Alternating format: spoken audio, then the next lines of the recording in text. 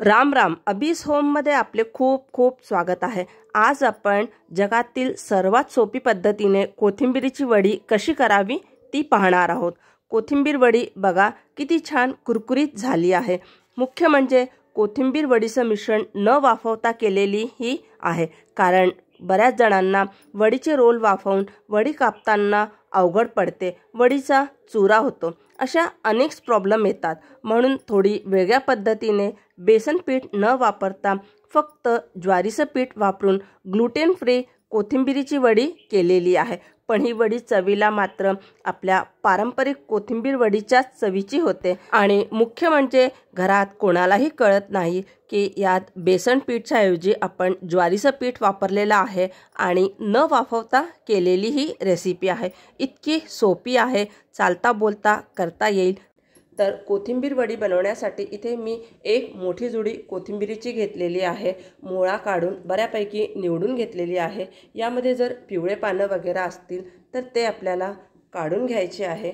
तर बरेच जण फक्त कोथिंबीर वडी करताना पानं घेतात, पण आता हिवाळ्यामध्ये अगदी फ्रेश ताजी कोथिंबीर आहे.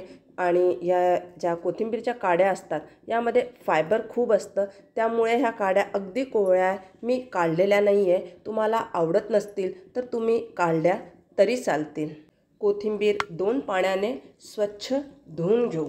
तर कोथिंबीर आपल्याला चिरण्यापूर्वीच स्वच्छ धुवून घ्यायची आहे. धुतलेली कोथिंबीर आपण रोळीवरती किंवा एखाद्या चाळणीवरती 15-20 मिनटं निथळत ठेवू. कोथिंबीर निथळत ठेवली आहे तोपर्यंत आपण यामध्ये घालण्यासाठी आलं मिरची लसूणची पेस्ट बनवून घेऊ. त्यासाठी इथे मी 17-18 लसणाच्या पाकळ्या घेतलेल्या आहे. साधारण 1 ते 1.5 इंच आल्याचे तुकडे, 2 कमी तिखट आणि 2 तिखट अशा मिरच्या घेतलेल्या आहे. हे प्रमाण तुम्ही आवडीनुसार थोडंसं कमी किंवा जास्त करू शकता, फारसा काही फरक पडत नाही. कोथिंबीरमधलं बऱ्यापैकी पाणी निघून गेलेलं आहे.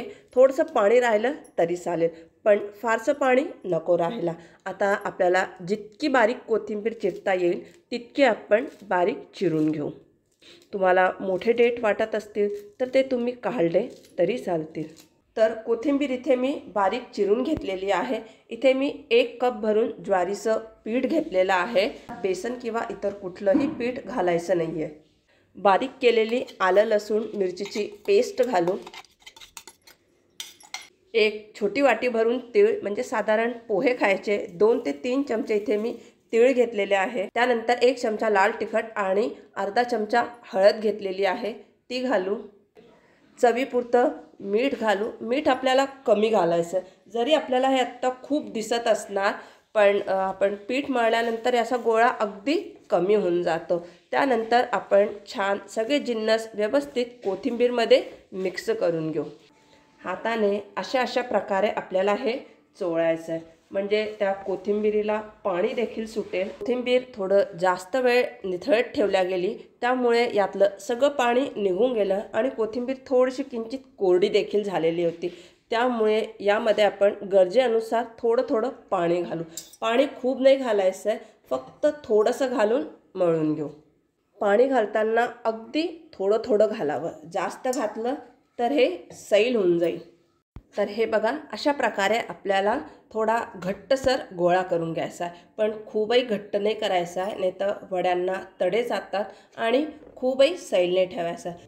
सैल पिठामुळे कोथिंबीरीच्या वड्या मऊ पडतात. आता तयार पिठाचे मी 3 एकसारखे गोळे करून घेतलेले आहे. लावण्यासाठी थोडीशी मी तीळ घेतलेली आहे. ही संपूर्णपणे ऑप्शनल आहे, आपण आतून टाकलेली आहे, त्यामुळे वरतून नाही लावली तरी चालेल. सगळ्यात आधी आपण पोळपाटाला थोडासा तेलाचा हात लावून घेऊ, म्हणजे ते पीठ आपलं चिटकणार नाही. आणि त्यानंतर याला अशा प्रकारे आपण थापून याची पोळीसारखी करून घेऊ. जर तुम्हाला असं वाटत असणार की हे चिटकून राहिलं आहे तर गोळ्याला तुम्ही वरतून खालून तेलाचा हात लावला तरी चालेल. कडे जर क्रॅक होत असणार तर त्याला अशा प्रकारे हाताने दाबून प्रेस करून घ्यावे. तुम्हाला आता वड्या किती जाड किंवा बारीक हव्या त्यानुसार तुम्ही लाटण्याने पोळी लाटून घ्यावी. तर याला मी चौकोनी आकार दिलेला आहे, म्हणजे वड्या अगदी छान एकसारख्या कट होतील. त्यानंतर आपण हव्या त्या आकारामध्ये लहान मोठ्या याच्या वड्या कट करून घेऊ। अगदी सोपी पद्धत आहे, पटकन होतात त्या वड्या, तामझाम नसतो याला, एकदम सोपी पद्धत आहे। एकीकडे मी मीडियम फ्लेमवरती तेल तापायला ठेवलेलं होतं, तेल गरम झालेलं आहे, त्यामध्ये आपण एक एक करून वड्या घालू। आधी आपण गॅसची फ्लेम मीडियम ठेवू, त्यानंतर आपण लो करू। झाऱ्याच्या मदतीने साईड चेंज करून घेऊ। आपल्याला गॅसची फ्लेम चुकूनसुद्धा मोठी नाही करायची आहे, नाहीतर वड्या वरतून तळल्या जातील, आतून कच्च्या राहतील, कारण आपण वड्या वाफवलेल्या नाही आहे। मधून मधून आपल्याला साईड चेंज करायची आहे। मस्त रंग देखील खूप छान आलेला आहे।